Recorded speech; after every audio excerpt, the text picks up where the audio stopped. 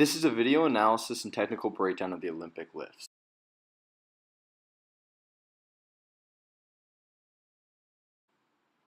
We start with a front view of the athlete. You'll notice that he's in a posterior pelvic tilt and his cervical spine is slightly extended.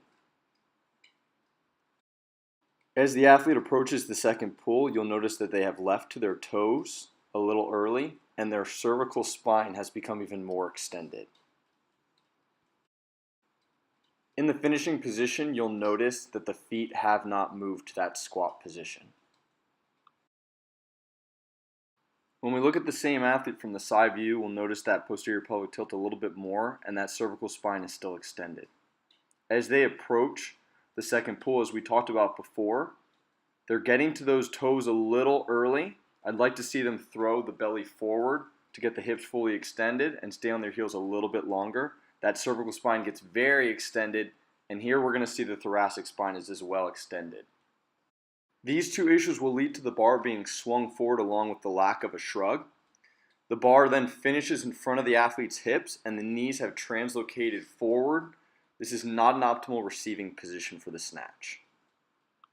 In the next portion of this video, I've included some of the verbal cues and exercises, including snatch shrugs and high pulls, to improve this athlete's technique in this movement.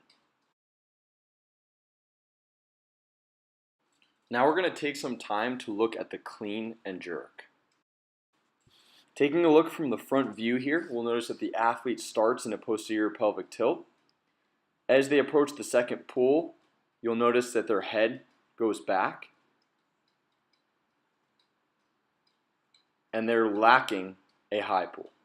We'll see this lead to a poor receive where the bar crashes on the athlete. When we take a look at the same athlete from the side, we notice the cervical spine and posterior pelvic tilt in the setup position yet again. As they approach the second pull, much like the snatch, they are on their toes a bit early, and that cervical spine begins to get extended again. You'll notice the athlete go into thoracic extension, and the high pull is lacking yet again. You'll also notice that the knees have translated past the toes, and the feet have not moved to a squat position, much like the snatch. In the next portion of this video, I have again included corrective exercises and verbal cues for this movement. Now we'll move on to the split jerk. Taking a look from the front view, we'll notice that the athlete during the jerk will not complete full hip, knee, or ankle extension, and the feet will kick back rather than jumping to the requisite position. Now as we take a look at the same athlete from the side view, we'll notice that in the preload dip, the athlete's knees are translated forward and the low back is extended. As the athlete goes into the actual jerk, the feet kick back once again,